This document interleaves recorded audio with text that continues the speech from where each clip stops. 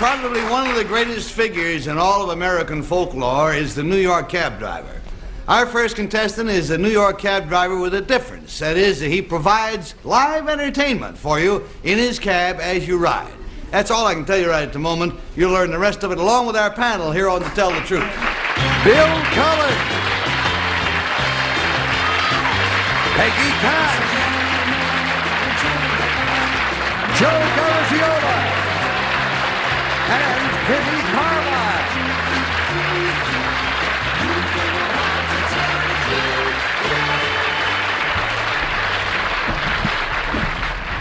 I'm sure everybody has got their favorite New York cab driver story. We're going to meet a New York cab driver in a minute. My favorite one was a guy who was driving me in a cab one time, and it must have been 20 minutes from when I got into the theater. I said, I'd like to go to CBS studio, whatever, you know. Gave him the number of the studio. Says, what are you, an actor? And I said, yeah, I guess. For 20 minutes, all the way to the studio, all he said was, actors. Sheesh. Actors. Oh boy. Actors. Actors. For 20 minutes, that's all he said. You know? So at the end, I gave him 25 cents and a sharp abrasion on the forehead. Let us meet our entertaining taxi cab driver.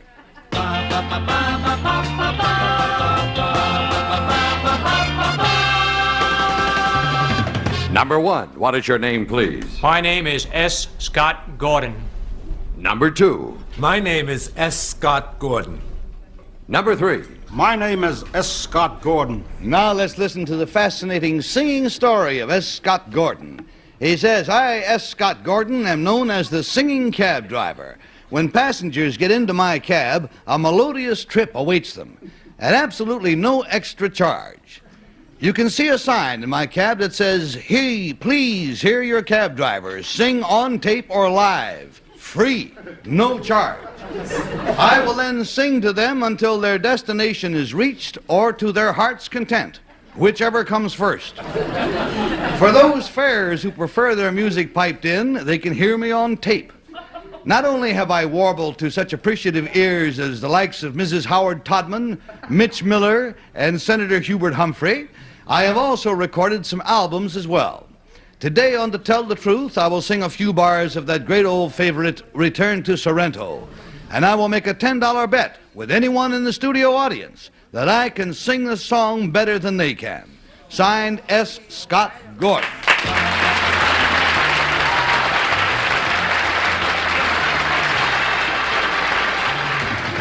And I don't know about you, but I wouldn't miss this for the world.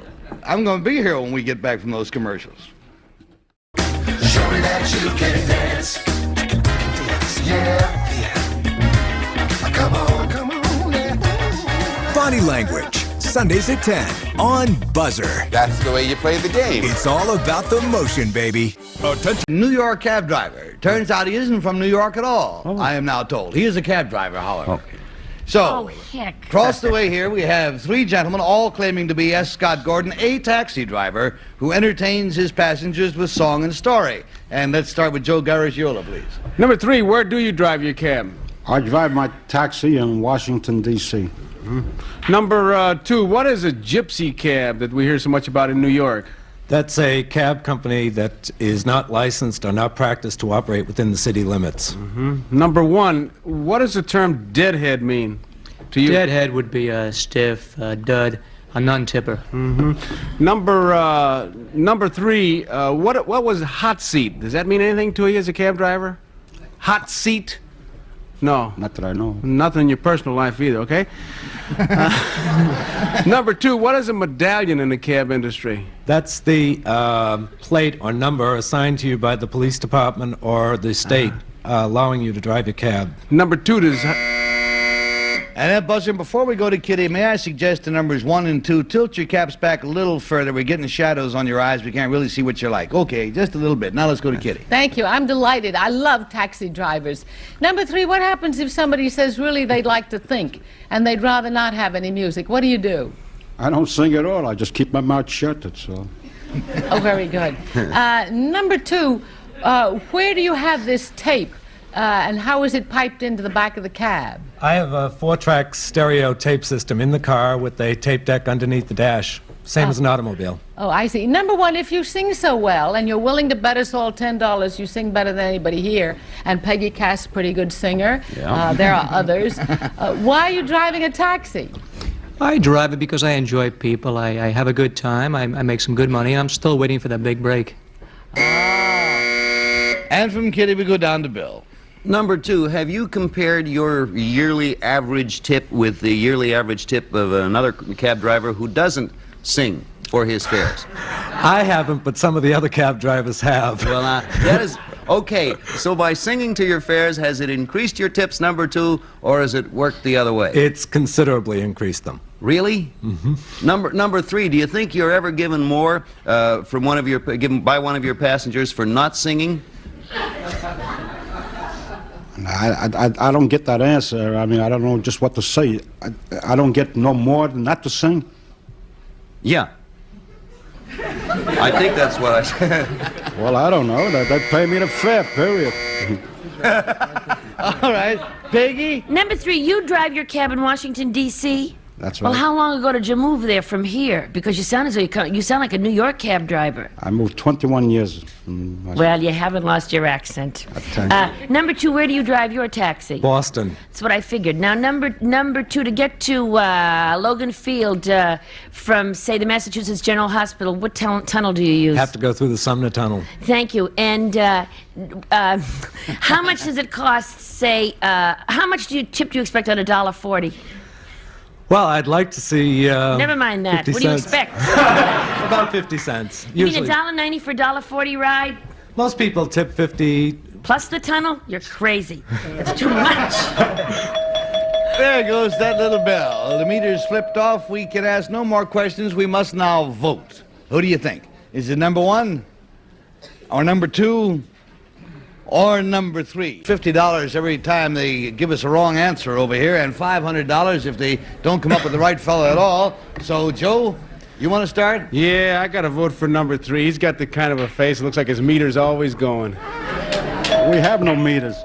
Have no meters in Washington, D.C., the gentleman says. You got a 3 going there. His face Kitty. is always...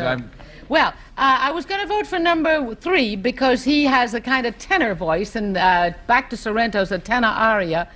But I think he's fooling us. I voted for number 1. Whoops. Well, we'll count that as a 1 over there. I'll hope to find it for you after the show. Let's go down to Bill Cullen. Well, you know, I was all set to vote for number 3. I had my mind firmly made up it was number 3 until he said something I've never heard a cab driver utter in my life. He said, right here in front of all these people, he said, "I don't know what to say." And no cab driver ever said, in this city, ever said that. Anyway, I voted for number 1. So we've got a pair of 1s and a 3, and Peg, who are you going to ride with? Well, I would have voted for 3, but the thing is, if he's lived there 21 years, he still hasn't learned the language. He still speaks New York.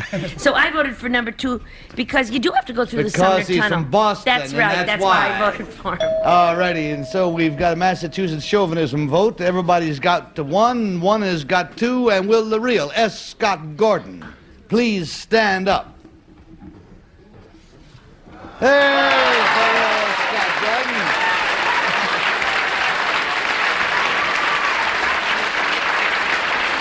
Good shot. Mr. Gordon, we're going to hear from you in a minute, so don't you go anywhere. Let's find out who your friends are here. Number 1, what is your real name, please, and what do you do? I'm Jack Cahill. I'm a park interpreter for the Suffolk County Department of Parks out on Long Island. And number 2, tell us who you are. My name is Robert Janine, and I'm a teacher for the Patricia Stevens Career School in Boston. In Boston. Well, now, Scott Gordon, why don't you go center stage there? And we're going to have him sing for us about 16 bars. 16 bars of, well, what have you chosen? The same song we mentioned, Return to Sorrento? That's right. All right, let's pretend I'm sitting in the back of your cab now. Non a me fuggir in dormi per tormento torna Sorrento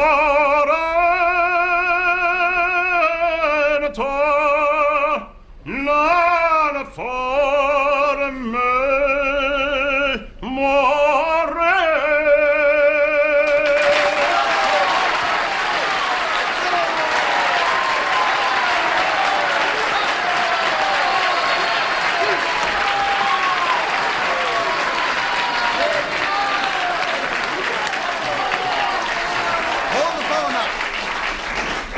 magnificent, Scott. Thank you. But you did say before that you would give $10 to anybody in this whole studio audience who could sing better than you can sing, right? I sure did. Well, do you mind if I just call for any volunteer from the audience? Anybody. Is there anybody in the audience who would volunteer to come up here and take a crack at it? The gentleman here in the... do I happen to see Robert Merrill of the Metropolitan Opera?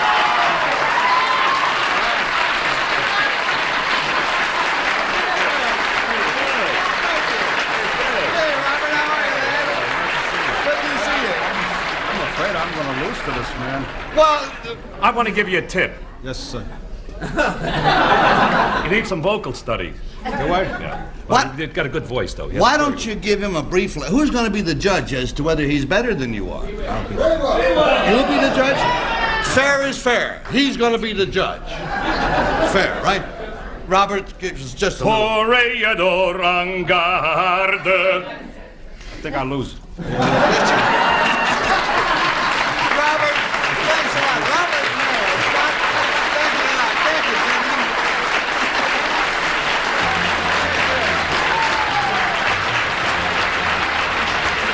Join the gang, buddy. You made $10. Settle down. Settle down. Who's first? One at a time. One at a time. See who passed the whammy auditions on Press Your Luck today at 10. Only on Buzzer. Did you know you could get life insurance for less than 32 cents a day? With Guaranteed Acceptance Whole Life Insurance through TrueStage, you can get up to $25,000 in protection with a single phone call, and you cannot be turned down for any reason. Even if you have health problems or are living on a fixed income, Guaranteed Acceptance Whole Life Insurance policies could work for you. With prices starting at less than 32 cents a day, that's as low as $9.40 a month. TrueStage can help free your family from immediate...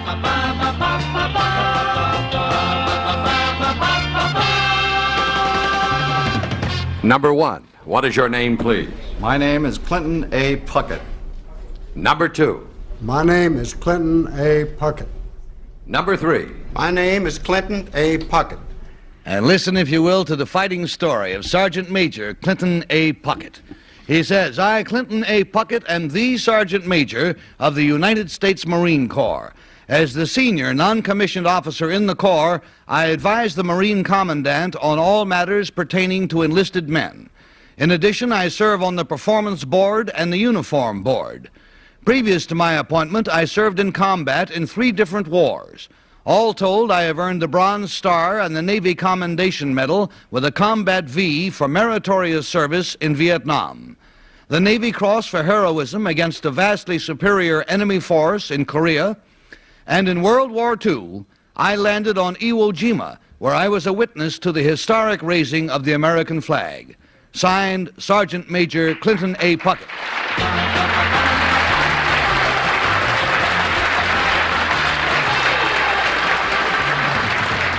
And let's start the question with Peggy Cass, please. Thank you. Number 3, are the Marines still under the Department of the Navy?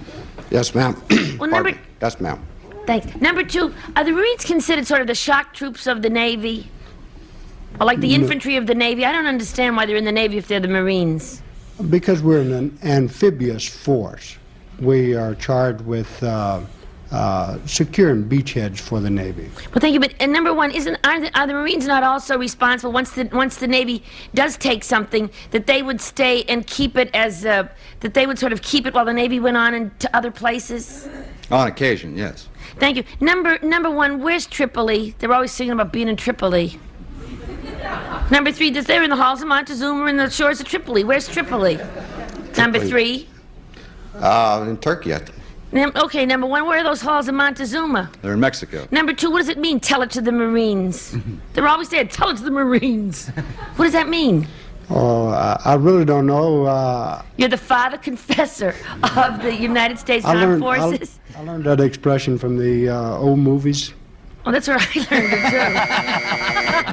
too. Okay, let's go to Joe. Number 3, who is the Marine Commandant? The Marine Commandant is a 4-star general, one of 2 4-star generals that we have.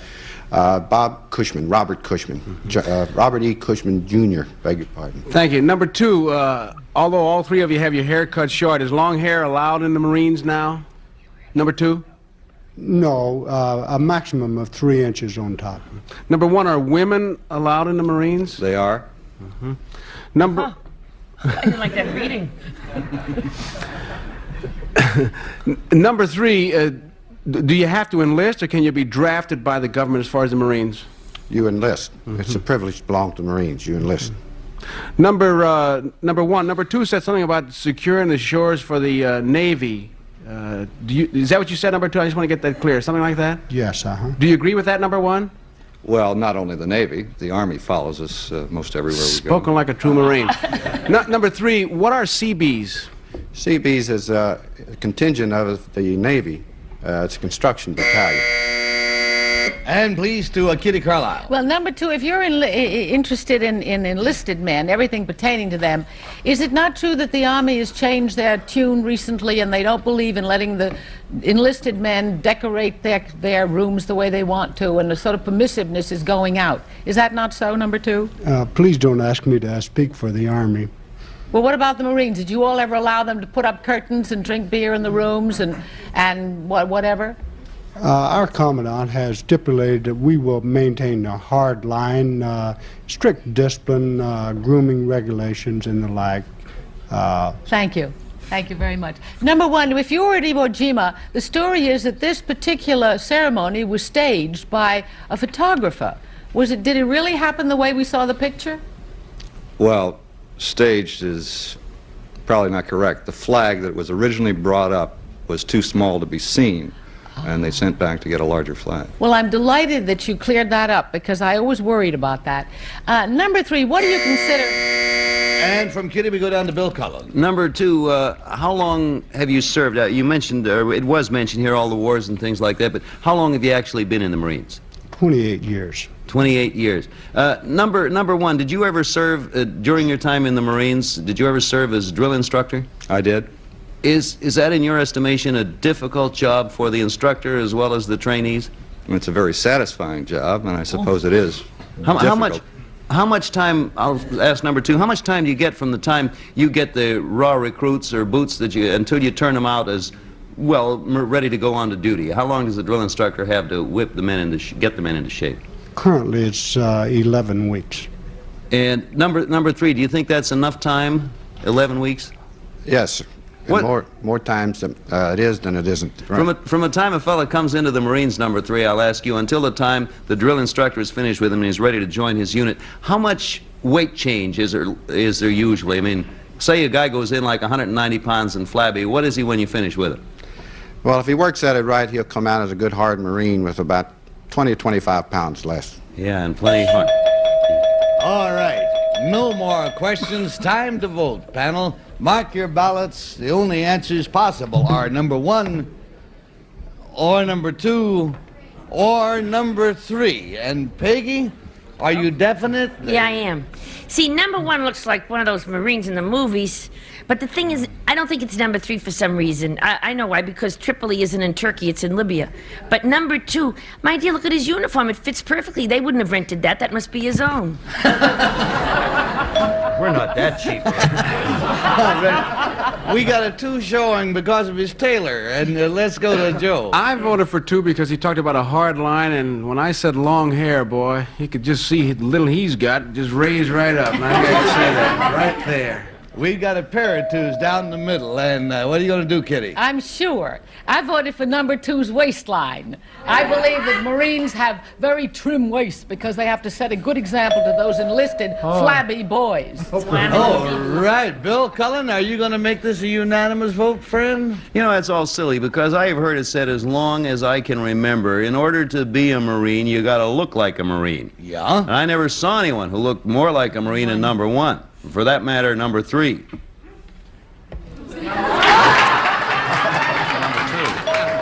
But there's something that made you vote for number 2. Yeah, I don't know why.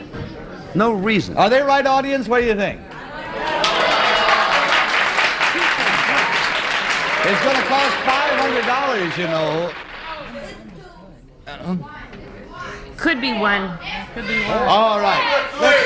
Let's not have any more dispense. The votes are all in. Will the real Sergeant Major Clinton A. Puckett please stand up, son of a gun? It's number 2, Gare. Get up, number 2.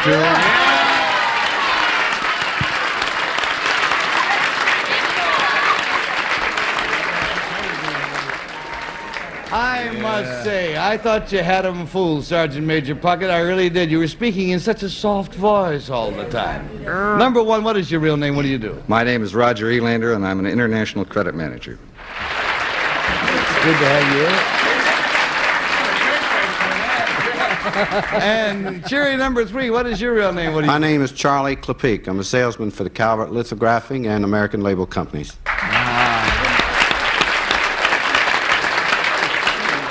Clinton Puckett, were you acting, or when you're addressing the troops, do you use that kind of soft approach that you use? That's to catch them off guard. Thank you, Sergeant Major Clinton A. Puckett and gentlemen, for being with us on To Tell the Truth. Thank you. All get together again real soon, okay? Our Central County System.